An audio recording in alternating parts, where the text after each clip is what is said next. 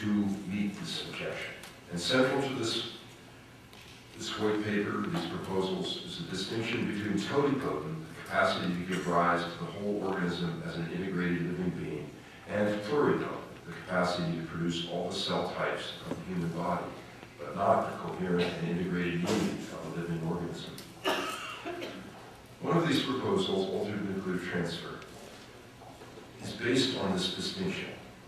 The idea with altered nuclear transfer is to employ the powers of somatic cell nuclear transfer, otherwise known as therapeutic cloning. It's the same process by which Dolly the sheep was produced, only it's been proposed to be used to produce embryonic organisms which could then be disaggregated to obtain embryonic stem cells.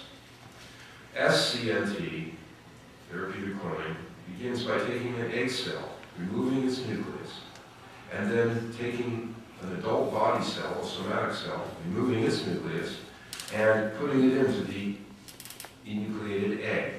When activated, it then goes on, in most cases, or in some cases at least, to form an embryo. If Dolly was a sheep, Dolly was once an embryo.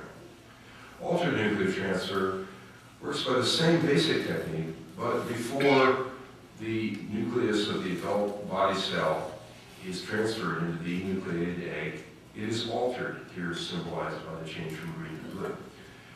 This alteration does, in effect, what leaving the glue out of a model airplane kit would do. It allows you to have parts, but the inability to assemble them as an integrated organism. It's a preemptive alteration, and therefore no organism is ever produced. And this produces, in fact, just an assembly of single lineage cell type of the very cells from which we can get embryonic stem cells. There's a natural precedent for this project. It's not a very pretty precedent, but it's a tumor that occurs naturally, occasionally in a woman's ovary. Somehow an egg gets activated, and then it goes on to produce embryonic type stem cells, and on to produce advanced cells, tissues, and even partial organs. Those oidopacities in the X-ray there are actually fully formed teeth. Sometimes they're hairs, fingernails, and partial organs. So it's a very unattractive assembly of human parts, but it's not an organism. It's like a bag of jumbled puzzle parts. It doesn't assemble into an integrated picture of organized interaction. So as ugly as it is from a medical perspective, it's got a beautiful meaning, and that is that it's possible to produce these very same kinds of cells that we think we can get only from organisms, but it's not necessary. We can actually get them from non-organismal beings, non-organismal entities. The early embryo from which we get these is called a blastocyst. It's an outer cell layer like a soccer ball with an inner cell mass. It's this inner cell mass from which we obtain embryonic stem cells. And it turns out that an organism, what makes it different? You think about it, what is the difference between just biomolecules? We all know we're made of chemicals, right? What's the difference between just the chemicals and the living being that is the mysterious conscious entity that we are? We don't fully understand that, but what we do understand is it's a very complex, interactive, dynamic system of molecular components. It's extremely complex, and without the complexity, without that fragile and very complex interaction, we would not be what we are. So, for example, if you take out just a single component of that interactive molecular dynamic, it's like a geodesic dome, taking out a strut. The thing depends on all its parts interacting in just the right dynamic, and therefore it collapses. But with biological systems, there are sometimes subsystems of development that can continue to grow and even develop for a while without there being part of an integrated whole. So if we have decided that you can use the organs of a person who's brain dead, therefore no longer functioning as an integrated organism, there's an analogy in early development. We might produce one of these subsets of the development of an organism that is not an integrated organism, but itself is a partial system that can produce certain cell types, and in this case, embryonic stem cells, or what we're calling pluripotent stem cells, because they're not taken from an embryo. And just to give you very quickly one of the ways this works practically, is it turns out there's a gene CDX2 that produces its expression even before fertilization in the egg. And I actually put forward this gene. I just picked it out of a sort of series of genes speculatively, but it turns out fortuitously to be quite an important master regulator gene.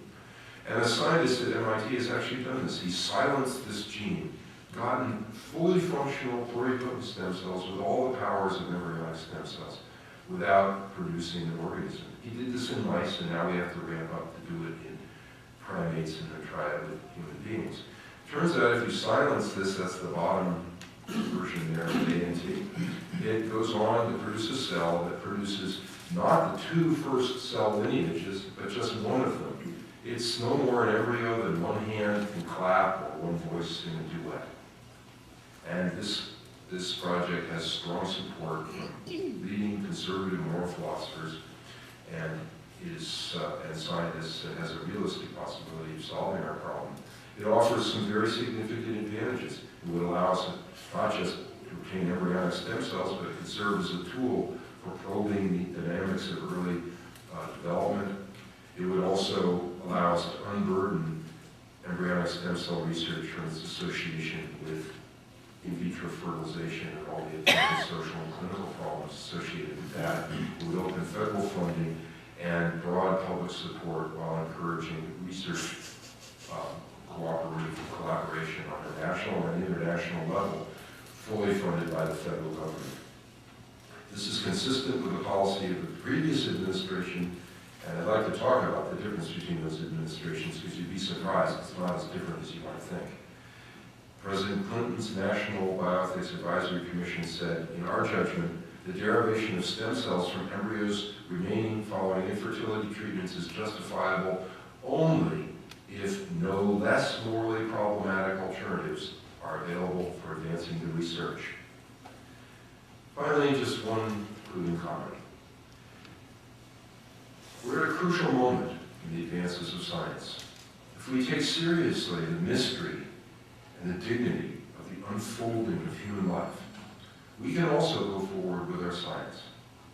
I believe that the Lord of life would not deny us any of the possible advantages in the curing of life. G.K. Chesterton had a beautiful metaphor. The little boys are playing soccer on a field. I was informed the girls play as well. Okay, so little boys are playing soccer. Only right at the edges of the field, cliffs go down 1,000 feet to rocks all over, crashing waves. So where are they playing soccer? Nobody wants to do a corner kick out there, so they're all playing in the middle of 20 yards. And then somebody comes and builds a fence right at the borders of the field. And then they can play in the full field. That's the way our science is now. We're constrained. If we would only define with clarity and precision the crucial boundaries, we could play more fully in the full field. Human life is mysterious. This is the same individual across 6 phases of life. But that extends into the earliest origins, too. That's the same individual. 350 years ago, Blaise Pascal said, human existence is located between infinities, between the infinitely large and the infinitely small. He went on to say, by size, the universe encompasses and swallows me up like a dot. By thought, I encompass the universe. Well, what kind of a thought could encompass the universe? That thought must be love. C.S. Lewis once said, we should answer all of our problems with more love, not less love. That beautiful love that nourished us at the very dawn, at the very beginning of our human life. We should remember that as we go forward with our research now. We should remember the words of St. John of the Cross, who said, in the evening of life, we will all be judged